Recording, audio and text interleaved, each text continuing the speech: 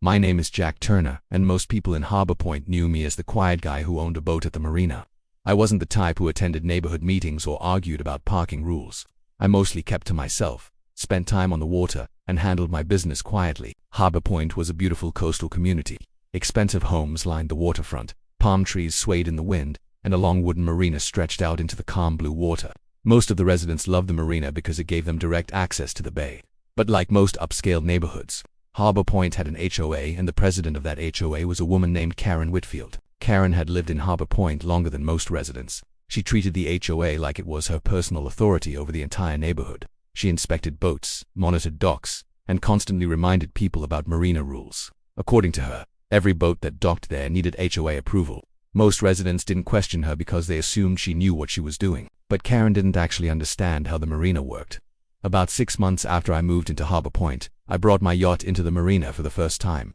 It wasn't a massive luxury vessel, but it was big enough to stand out. A sleek 40-foot yacht with a clean white hull and polished chrome rails. I had spent years restoring it, and it was one of the few things I truly enjoyed. I docked it at the far end of the marina where there was plenty of space. For a few weeks nothing happened. Neighbors walked past the dock and admired the boat. Some people even asked questions about it. I was happy to talk with them, but eventually Karen noticed it.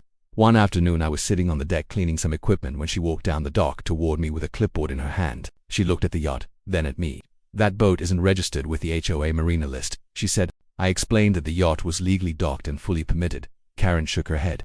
"All vessels here must be approved by the HOA first," she said.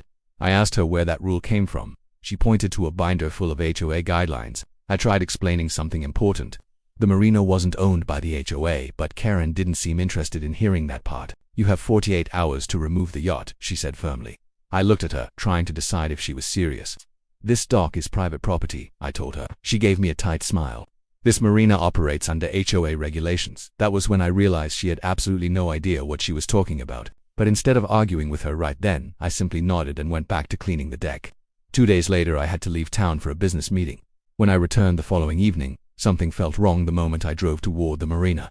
There were construction trucks parked near the entrance. Workers were standing around the dock area, and when I walked down toward my slip, my yacht was gone. At first I thought it had been moved somewhere else, but then I saw the pieces. Broken fiberglass, bent metal rails, debris floating near the dock. My yacht had been demolished. I stood there for a long moment, staring at the water, trying to process what had happened. Then I saw Karen standing near the marina office talking to one of the construction supervisors. When she noticed me walking toward her, she looked surprisingly calm. "I hope you're not upset," she said. I asked her what happened to my boat. She explained it like she was discussing routine maintenance. "The HOA had to remove an unauthorized vessel," she said. I felt my jaw tighten. "You destroyed it," I said. Karen shrugged. "It was violating marina rules." Several neighbors had gathered nearby by then, watching the conversation unfold. I took a slow breath and asked her one simple question. "Did you check the property records before doing that?" Karen frowned slightly. "What records?" That's when I explained something she probably should have learned before making that decision. The marina wasn't owned by it wasn't owned by the neighborhood developers either. It belonged to a private company. My company. Several years earlier I had quietly purchased the entire marina property as an investment. Most residents never noticed because the previous owner had kept operations simple and I continued doing the same. The docks, the slips, the fuel station, the maintenance area, all of it legally belonged to my company, including the dock where my yacht had been sitting. Karen's confident expression slowly disappeared.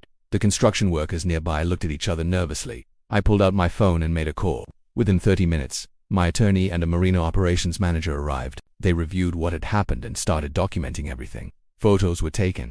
Statements were recorded. The construction supervisor explained that he had been hired by the HOA to remove an unauthorized vessel. Karen tried to argue that she had the authority to enforce marina rules, but the documents told a different story. By the next morning, the HOA board had been called into an emergency meeting. Several board members were furious when they realized what had happened.